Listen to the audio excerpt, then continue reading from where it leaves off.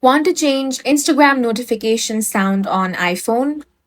Now, there's no direct way to do this on the Instagram app itself. However, I'm going to show you a workaround. The first thing you want to do is launch open the Instagram app on your device. Make sure to log into your account.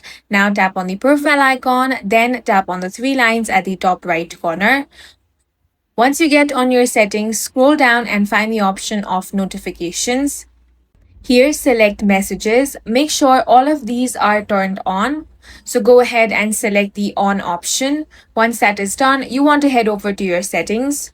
On your settings, scroll down a bit and tap on the option of sound and haptic. Here, tap on text tone. Now you're going to find different options.